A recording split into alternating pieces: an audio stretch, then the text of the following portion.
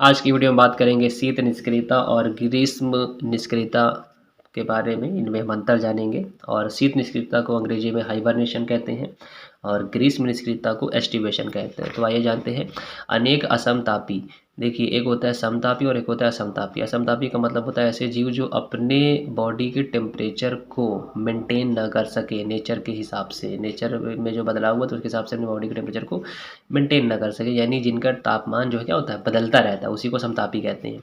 और कुछ समतापी, समतापी का मतलब जिनके बॉडी का टेम्परेचर जो है एग्जैक्ट सेम बना रहता है, जैसे इंसान का 37 डिग्री सेल्सियस जो है वो बना रहता है, तो उनका बदलता नहीं है। जो जीव है शीत ऋतु के कुप्रभाव से बचने के लिए, मतलब ऐसे जीव जो असमतापी हैं और ऐसे जीव जो समतापी हैं, ये क्या है, ठंडे के मौसम से बचने के लिए, मतलब जब ज़्यादा ठंडी पड़ने लगे उनको दिक्कत होगी तो उससे बचने के लिए क्या करते हैं, कुछ समय के लिए सुप्तावस्था में चले जाते हैं। सुप्तावस्था का मतलब होता है एक प्रकार से सोने की कंडीशन। सोने की कंडीशन का मतलब है कि चुपचाप ये कहीं पर पड़े रहते हैं और ये क्या करते हैं, अपनी बॉडी की जितनी भी जो मेटाबॉलिज्म है, जो उपपचय जो प्रक्रिया, जो रासायनिक प्रक्रियाएं हैं, उनको ये स्लो कर लेते हैं, ठीक है, ताकि ये कम खा करके भी लंबे समय तक जिंदा रह पाते हैं।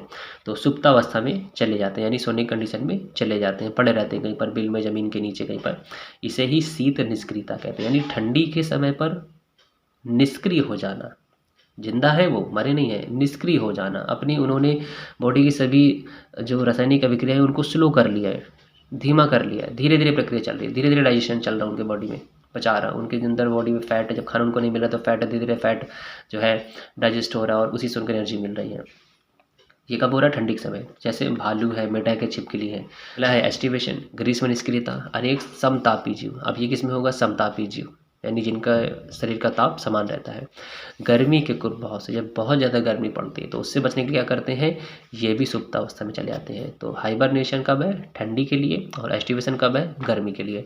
तो ज़्यादा गर्मी होने पर ये सुप्तावस्था में चले जाते हैं, इसे ही ग्रीष्म निष्क्रियता कहते हैं। जैसे कुछ मछलियाँ मेढक कीचड़ में धंस जाते हैं, नीचे ज़मीन के चले जाते हैं ज़्यादा गर्मी होने पर, पानी सूख जाने पर, और अपने आप को बचा करके रखते हैं। जब फिर वापस उनके लिए कंडीशंस अनुकूल होती हैं तो ये फिर वापस आ जाते हैं और अपना जीवन व्यतीत करते हैं।